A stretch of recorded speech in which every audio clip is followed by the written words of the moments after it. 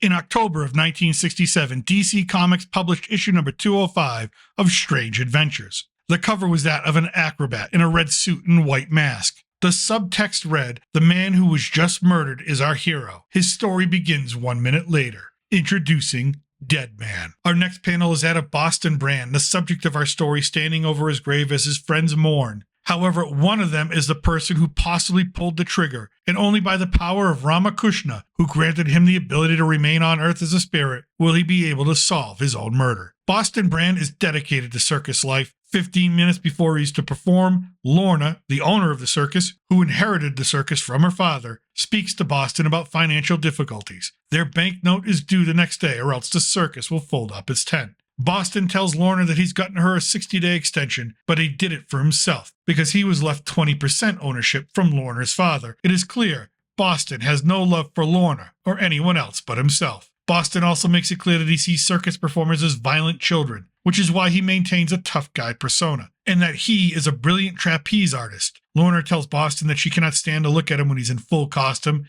It upsets her. Boston explains to Lorna that a trapeze artist, all trapeze artists, have one marvelous thing to their act. The audience is there to see if that is the day, if that is the performance where he dies. While Boston explains, Tiny, the strong man, is pounding on the door to let Boston know he's up in 10 minutes. Boston shouts at Tiny to stop, then calls him an idiot, which enrages Tiny, who shatters the door to toothpicks. Lorna explains to Tiny that Boston calls him names because he likes him, but a man like Boston cannot afford to have friends when he puts his life in danger every night. As Boston makes his way through the fairgrounds, he comes across the local constable who's trying to shut down Vashnu, the fortune teller, because it is against local ordinances to have him operate there. Boston intercedes, insults the constable, and threatens him with filing a false arrest report. Besides, the constable was being quite belligerent towards the circus. Vashnu will be allowed to stay. The constable threatens to stick around and watch over everyone else, and Boston is brought into Vashnu's tent, where he tells him that Boston is being watched over by Ramakrishna,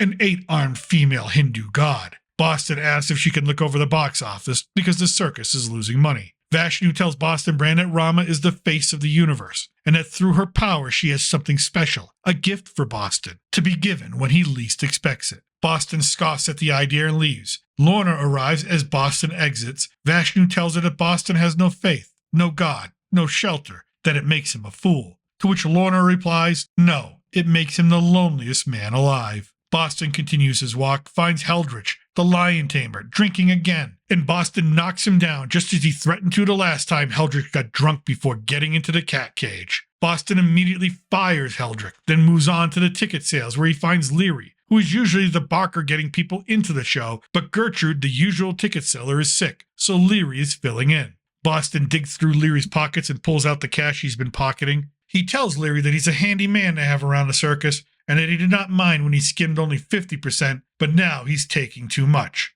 Leary yells back at Boston that he's got a big mouth, and he'd like to close it for him one day, forever. Minutes later, we see the climax of the show beginning. The ringmaster is announcing Boston Brand as Deadman as he climbs to the top of the trapeze. There is no net, no safety harnesses, just Deadman, open air, and 40 vertical feet of imagination. As Boston begins his routine, a loud crack is heard, followed by Boston, unable to grasp the swinging trapeze. He falls. Toby the Clown is the first to the body. Lorna, in tears, is comforted by Tiny. The constable takes command of the investigation. It is clear that Boston Brand has been murdered. For Vashnu, though, he believes this is the beginning of his new fate with Ramakrishna. As Boston's funeral procession carries on, there is talk amongst the crowd that there's a lead in the case, that the person who did this had a metal claw or a hook for a hand. Lorna just wishes they would stop talking about it altogether. The mourners sit with their own thoughts of loss for Boston. Some of them are glad that he's gone. He was going to fire them, but now he cannot. Tiny comes back to the grave site later, alone, to tell Boston that he's a rat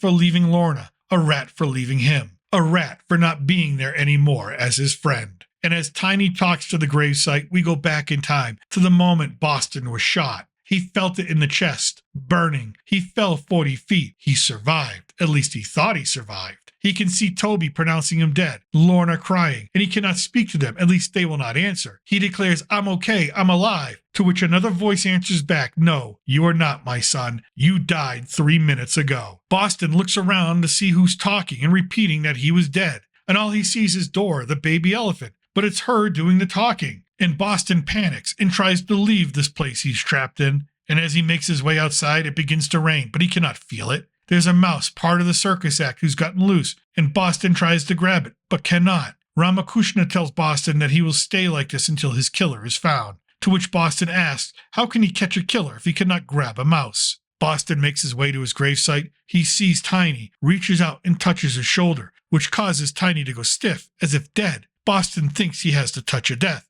but no, that is not correct. Boston then begins to feel something pulling him into Tiny. He discovers that he has the power to possess and take control of the living. He now finds himself inside Tiny's body and will use this opportunity to catch his killer. Boston walks back to the circus grounds, a strange glow all around him. He's stopped by a passerby, but the passerby says nothing about the glow. It is invisible to the living. Boston is the only one that can see it. He then decides to make his way to Heldrich, the #1 suspect. Boston fired him an hour before he was killed. He had motivation. As he approaches Heldrich's tent, he sees he's not alone. He's with the constable, and they're exchanging $50,000 for a bag of heroin. Boston, angered, intervenes and physically overpowers the duo. He picks up Heldrich and throws him into the constable as he tries to escape out the back. The cop recovers, pulls a revolver. Boston, for a moment, is unfazed because you can't kill a dead man. Then he realizes that Tiny can die. He takes a grazing shot to the head, knocking him out. Heldrich and the constable carry him towards the river to dispose of him. Boston wakes up, wondering if he can jump to another body. He chooses the cop, and then he fights with Heldrich. Other cops arrive to arrest the dealers. Boston moves back into Tiny's body. He wakes up, and the rest of the circus crew comes running, and Tiny explains the whole setup. Heldrich has been getting the drugs from Mexico when the circus spends time there in the winter, and peddles it at each stop during the summer in the United States. Lorna is comforted by Tiny, who tells her that he knew all of this was going on because Boston told him before his death.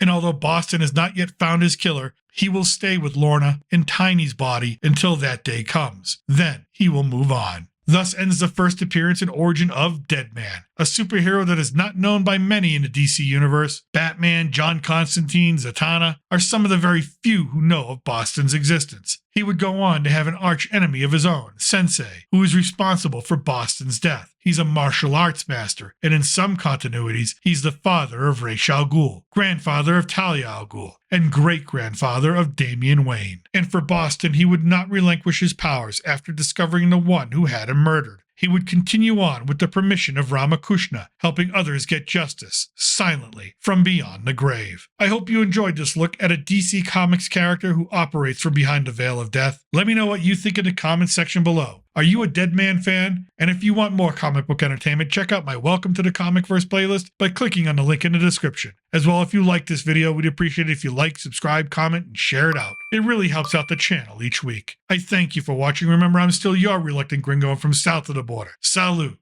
and a huevo.